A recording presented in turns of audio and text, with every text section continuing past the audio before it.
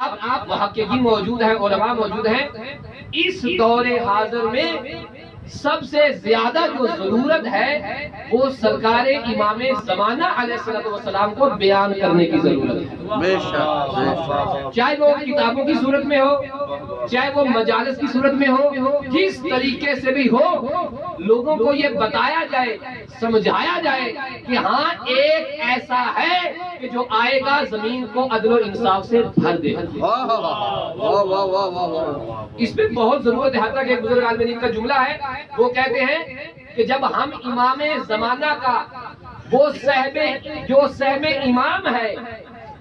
جب وہ ہم مختلف چیزوں پہ صرف کرتے ہیں تو کیا مراجع عظام سے ہم سہم امام کا اجازہ اس اعتبار سے نہیں لے سکتے کہ ہم نے سرکار امام زمانہ کے متعلق کتابیں لکھی ہیں، ہمیں اجازت دیجیے تاکہ ہم انہیں نشر کر سکیں؟ ایسا کیوں نہیں ہوتا؟ لہذا امام زمانہ علیہ السلام کی تبلیغ میں نہیں کر رہا، میں تو اپنے آپ کو سمجھا رہا ہوں، معذرت کے ساتھ بس 3-4 منٹ اور آپ کو زحمت دوں گا، لیکن یہ باتیں بہرحال مجھے لگی ہیں کہ یہ ہونی چاہیے تھی۔ بسم اللہ بسم اللہ کر دیا ایک توجہ بھائی، صلوات پر محمد و آل محمد، اللہم صلی علی محمد و آل۔ بہت سارے پہلو موجود ہیں، حتیٰ کہ اگر آپ سرکار امام زمانہ علیہ السلام کی ولادت کے موضوع کو لے لیں تو سرکار حجت دوران کی ولادت کا موضوع ہی انتہائی دردناک ہے، انتہائی دلسوز ہے وہ زمانہ کہ جب سرکار حجت تشریف لانے کے قریب ہوتے ہیں، کس طرح سامرہ میں دشمن طاقتیں گھر پہ حملے کر رہی ہیں، خواتین کو پکڑا جا رہا ہے، حتیٰ کہ دشمن کی طرف سے کنیزوں کو گھر میں رکھا گیا ہے کہ اگر کسی بچے کی ولادت ہو تو فوری ہمیں خبر دی جائے تاکہ ہم اسے قتل کر کے اس آنے والے کے انتظار کے موضوع کو ہی ختم کر دیں جس نے طاغوتیت کو ختم کرنا ہے۔ اور یہ جملہ میں بڑی ذمہ داری سے کہہ رہا ہوں کہ سرکار امام زمانہ علیہ السلام کی ولادت سے چند ماہ پہلے اور آپ کی ولادت کے بعد جب تک سرکار امام حسن عسکری زندہ رہتے ہیں، مسلسل جناب سیدہ نرجس خاتون اور امام زمانہ علیہ السلام سرداب میں رکھے گئے، اور بعض روایت کے مطابق ہے یا سرداب میں رہتے تھے یا جناب حضرت جبریل اپنے پروں پہ بٹھا کر آسمانوں کی سیر پہ لے جایا کرتے تھے۔ کیوں کہ مسلسل مخبریاں ہو رہی ہیں، مسلسل چھاپے ڈالے جا رہے ہیں تاکہ وہ فرد ملے اور اسے قتل کر دی جائے۔ بالکل میں ایک جملہ اور کہوں اور گفتگو کو آگے لے چلوں۔ بسم اللہ بسم جب اللہ سرکار امام حسن عسکری رخصت ہوتے ہیں اس سے پہلے متعدد مرتبہ سرکار حسن عسکری کو گرفتار کیا گیا، آپ مجھ سے بہتر جانتے ہیں، اور الگ طرح کا آپ پہ ظلم کیا گیا، صرف یہ پوچھنے کے لیے بتا کہ اس بچے کی ولادت ہوئی ہے یا نہیں۔ اور شاید اس وجہ سے بھی دشمن چاہ رہا تھا کہ اتنی سختی کی جائے امام حسن عسکری علیہ السلام پر تاکہ وہ بچے کے دنیا میں آنے کے کوئی اسباب ہی نہ بچے۔ اور اس کے بعد ولادت کے بعد جب سرکار امام عسکری علیہ السلام کو گرفتار کیا جاتا ہے اور آپ کو زہر دیا جاتا ہے، یہ تاریخ کا جملہ ہے اور احباب نے پڑھا ہوگا کہ جب امام قید خانے میں تھے اور جب آپ کو زہر دیا گیا، زہر اتنا شدید تھا کہ آپ کی ہاتھوں کی انگلیوں سے مسلسل خون جاری تھا،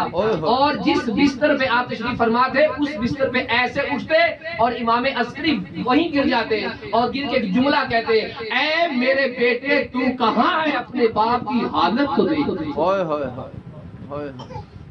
اور اس کے بعد جب سرکار کا جنازہ پڑھایا جاتا ہے، یہ میں معذرت کے ساتھ تبلیغ نہیں کر رہا، بس یہ درد تھا جو میں بسم اللہ بسم اللہ سے کسی کے دل پہ ناگوار گزر میں معذرت چاہوں گا۔ محمد و آل محمد صلوات، اللہم صلی علی محمد و آل محمد۔ اب جب سرکار کا جنازہ تیار کر دیا جاتا ہے، آپ مجھ سے بہتر جانتے ہیں کہ صفیں بن چکی تھی، دشمن چاروں طرف پھیلے ہوئے تھے کہ اس کا جو جنازہ پڑھانے آئے گا وہی اس کا وارث ہے۔ جب جعفر طواب کہیں یا قذاب کہیں، آپ لوگ تاریخ جانتے ہیں، جب وہ آگے بڑھا اسی صف میں سرکار امام زمان موجود تھے اور روایت کا جملہ ہے کہ امام نے ابا کا دامن ایسے لیا ہوا تھا اور رو رہے تھے اور رو کر کہہ رہے تھے کہ اے بابا میں کتنا مظلوم اور غریب ہوں، میرے سامنے آپ کا جنازہ ہے اور میں آگے نہیں بڑھ رہا۔ اور جب وہ شخص جنازہ پڑھانے لگا کہ جس کی امامت کا ایک جھوٹا دعویٰ بھی تاریخ میں موجود ہے، پھر امام نے کہا پیچھے ہٹ، اس کا وارث میں موجود۔ امام زمانہ کے موضوع پر مسلسل گفتگو کی جائے، کتابیں لکھی جائے، مقالے لکھے جائے، حتیٰ کہ ایت اللہ جناب مدنی رضوان اللہ تعالیٰ علیہ مسجد میں نماز پڑھاتے ہیں اور نماز پڑھانے کے بعد جب عشاء کی نماز ختم ہوتی ہے تو اچانک سے گریہ کرتے ہیں۔ لوگ کہتے ہیں اغاجان کیا ہوا، کیوں گریہ فرما رہے ہیں؟ کہا ابھی میری آنکھوں کے سامنے سرکار حجت آئے تھے اور رو رہے تھے۔ میں نے کہا آقا اس رونے کی وجہ کیا ہے؟ فرمایا مدنی دیکھو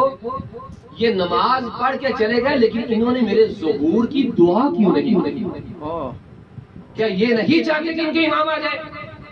جیسے آغائے میلانی کا یہ جملہ موجود ہے کہ جب بھی تم کربلا میں جایا کرو، یہ امام کی طرف سے انہیں اشارہ دیا گیا کہ جب تم کربلا میں جایا کرو جہاں باقی دعائیں طاعت القبہ امام حسین مانگتے ہو وہاں سب سے پہلے میرے ظہور کی دعا مانگا کرو۔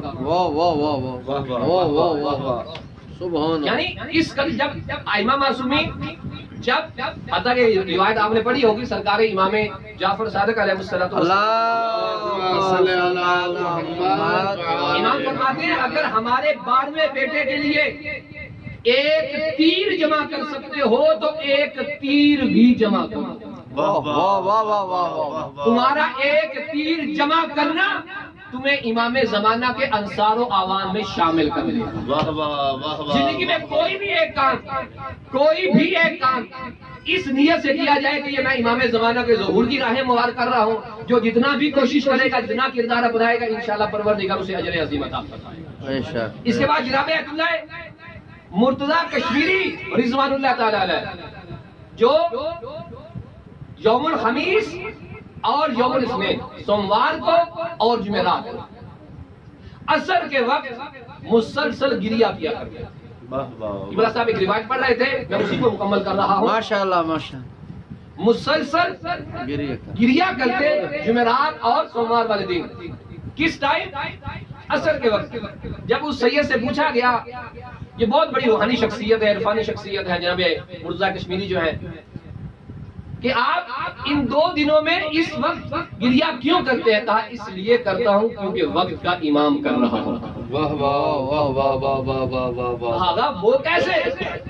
کہا ہفتے میں 2 دن ایسے ہیں کہ جب شیعوں کے اعمال امام زمانہ کے حضور پیش کیے جاتے ہیں، ایک یوم الخمیس کو، ایک یوم الاثنین کو، سوموار اور جمعرات کو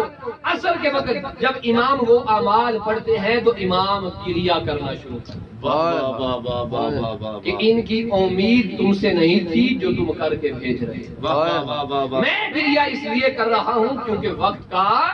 امام کل سے